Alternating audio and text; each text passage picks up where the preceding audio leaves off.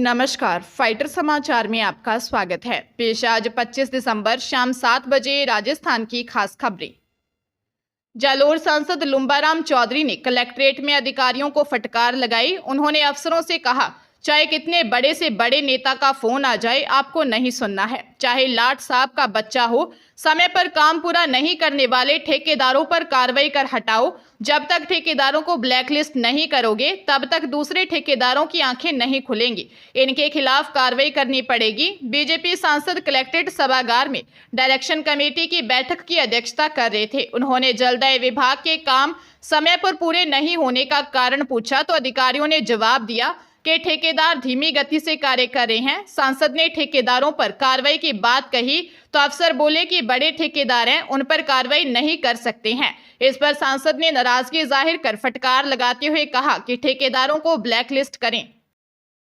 Jaipur police के हत्थे चढ़ी लुटेरी दुल्हन सीमा उर्फ निक्की वेबसाइट के जरिए अमीर हाई प्रोफाइल लोगों को शिकार बनाती थी। एलएलबी की पढ़ाई कर रही लुटेरी दुल्हन सीमा ने 2 प्रमुख मैट्रिमोनियल साइट्स पर अलग अलग नाम से रजिस्ट्रेशन कर रखा था। शादी होते ही पति पर खुद को बिजनेस पार्टनर बनाने का दबाव बनाती, मना करने पर रेप के झूठे मुकदमे में फंसाने की धमकी देती थी। आरोप है कि इसी तरह इसने ज्वेलर को भी लूटा। देहरादून की रहने वाली सीमा ने 10 साल में 3 हाई प्रोफाइल लोगों को इसी तरीके से ठगा। जयपुर में ज्वेलर को लूटने से पहले आगरा में एक बिजनेसमैन और गुरुग्राम हरियाणा के इंजीनियर को ठग चुकी थी। जांच में सामने आया कि सीमा ने तीनों बार देहरादून से बाहर ससुराल में जाकर ही शादी की। पुलिस शादी में शामिल हुए लोगों की पहचान करने में जुटी है कि वो सही में आरोपी के परिजन हैं या इस गिरोह के साथी सीमा के साथी हैं। वारदातों में इनकी भूमिका की जांच की जा रही है।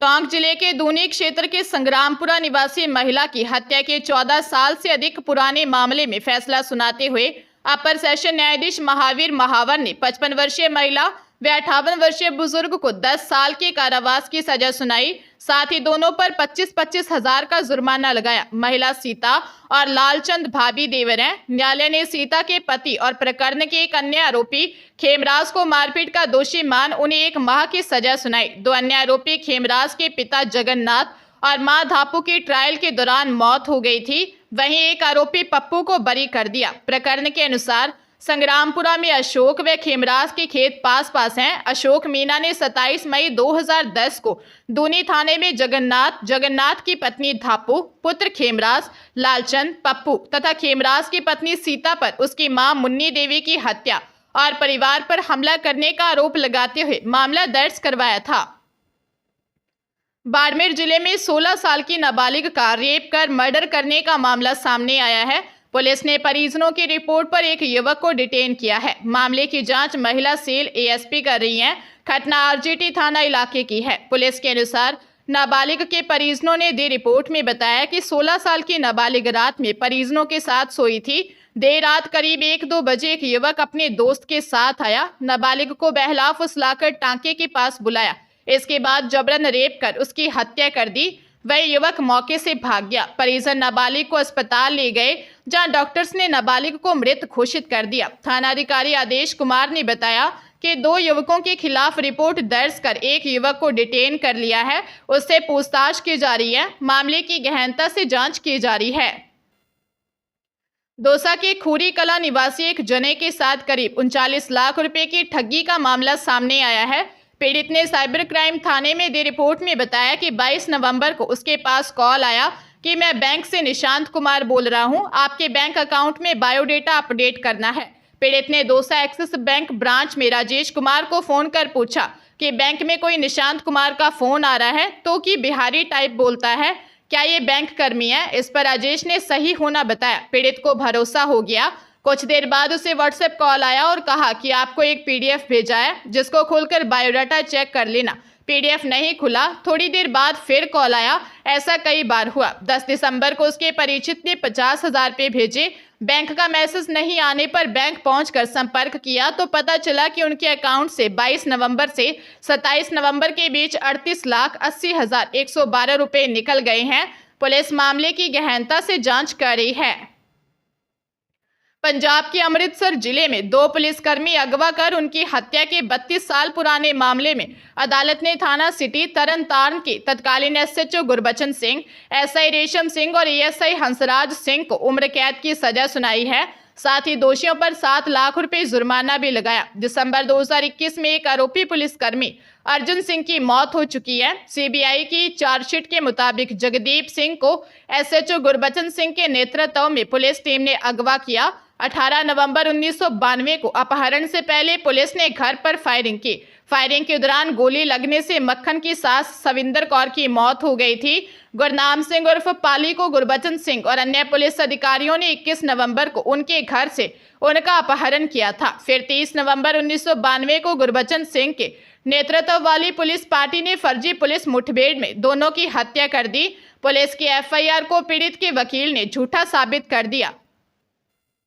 जयपुर जिले की सीबीआई मामलों की एसीजेएम कोर्ट ने 40 साल पहले राशन के कपड़े की कालाबाजारी करने वाले एक फर्म के तत्कालीन प्रबंधक 86 साल के अभियुक्त राधेश्याम अग्रवाल को आवश्यक वस्तु अधिनियम के तहत 2 साल की जेल व 50,000 रुपये जुर्माने की सजा सुनाई है। वही कोर्ट ने एक अन्य अभियुक्त विष्णु कुमार अग्रवाल को दोष मुक्त कर दिया। पीठासीन अधिकारी जया अग्रवाल ने कहा कि यह मामला इस बात का उदाहरण है कि समाज के किन्हीं लोगों द्वारा ऐसा कृत्य करने से कमजोर वर्ग के व्यक्ति अपने अधिकारों से वंचित रह जाते हैं और उनके दैनिक जरूरतों की वस्तुएं भी नहीं मिल पाती। मामले के अनुसार राज्य सरकार के खाद्य एवं आपूर्ति विभाग के तत्कालीन उपायुक्त ने राशन के कपड़े की कालाबाजारी करने वाले एक फर्म के तत्कालीन प्रबंधक के खिलाफ 1 दिसंबर 1988 को सीबीआई में लिखित शिकायत दी थी।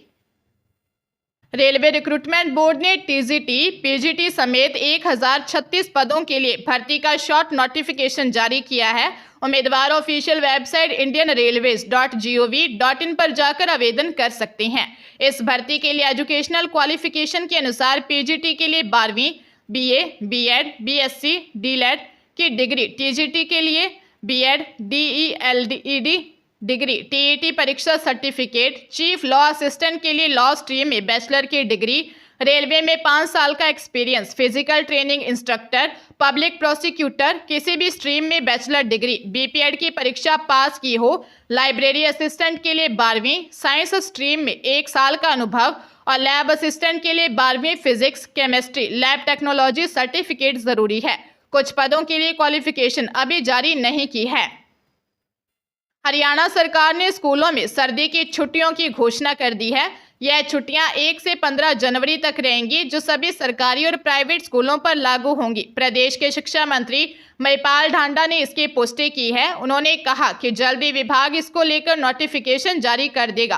प्रदेश में पड़ रही ठंड को देखते हुए फैसला लिया गया है। मौसम विभाग के अनुमान के मुताबिक आने वाले दिनों में प्रदेश में सूखी ठंड रहेगी। बारिश और पहाड़ की ठंडी हवाओं से दिन और रात के तापमान में गिरावट देखने को मिल रही है। इस सीजन में रात के तापमान में भारी गिरावट देखने को मिल रही है। अभी तक 0.6 डिग्री तक पारा पहुंच चुका है। हरियाणा में साल 2023 में ठंड की वजह से सरकारी स्कूलों में छुट्टियां बढ़ा दी गई थी।